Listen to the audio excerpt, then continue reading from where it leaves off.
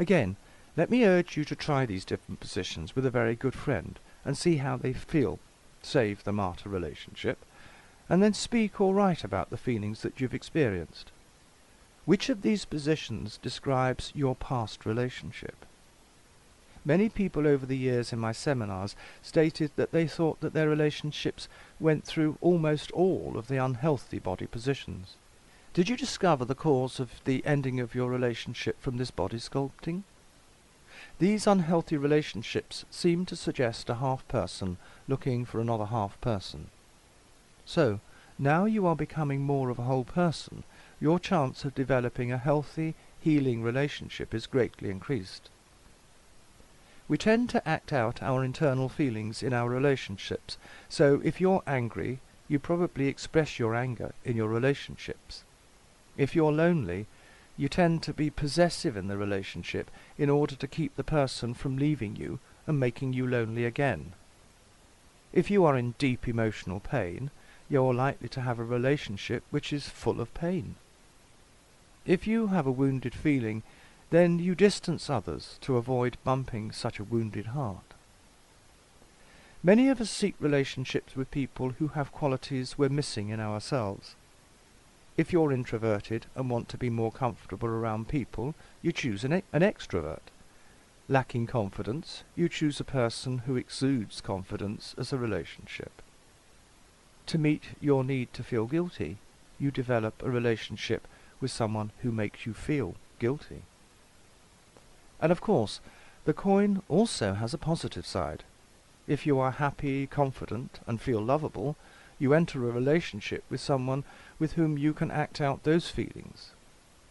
We can learn much about ourselves by looking at our relationships. What feelings are you expressing in your relationships? Is there a pattern? i.e., do you always bring home a stray cat? Do your relationships reflect good feelings, or do they reflect neediness? Another major factor in our relationship styles is one I've mentioned before, the interaction we had with our own parents. Each of us learned how to respond to love, anger, rejection, and intimacy from our parents or adults close to us in our childhood world. If these adults fought, then you're likely to have a very tough time with fights. If these adults were cold and untouching, then you may find it difficult to touch and handle warm emotions. Many a relationship is not satisfactory because the partners are interacting like the adults did in their childhood world. Jeff told me, relationships might be like a pot of stew. If you don't make it right in the first marriage, you keep doing it over and over until you get it right. In my first committed relationship, I was acting out the unproductive patterns I'd learned as a child. I didn't change internally after we parted and ended our relationship, so I continued to act out those patterns in my second relationship. After the end of our relationship, we often regress and interact the way we did earlier in our life. Now, this can be positive. Becoming a healthy, balanced person emotionally is like climbing the slide in the playground. You progress so far, then you lose your grip and slide back down. Then the next time you're able to climb to a higher point. In our relationships, after they end, many people are reworking the patterns of interaction they learned from adults in their childhood world in order to make those patterns more productive. So the problem of trust is largely internal rather than external, and understanding your past is helpful in understanding who you are now. Becoming aware of ourselves, our patterns of interaction, and our methods of dealing with relating to others allows us choices. So now to rebuilding. Where do I meet someone is the next question, and the answer is right where you are now. People go to bars, singles groups, classes, in their attempts to meet people. But take care, the bar scene, for example, typically includes many lonely people who cannot relate until they're slightly under the influence.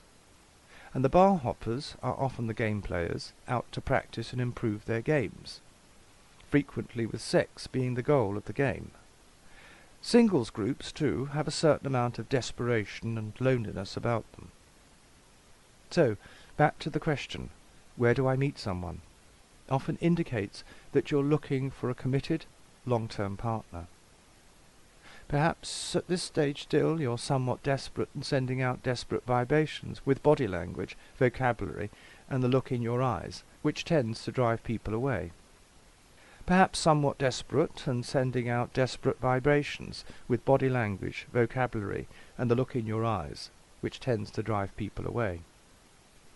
As a colleague of mine many years ago said, when you're hungry and someone walks up to you, then they can be left feeling like they might be the next main meal.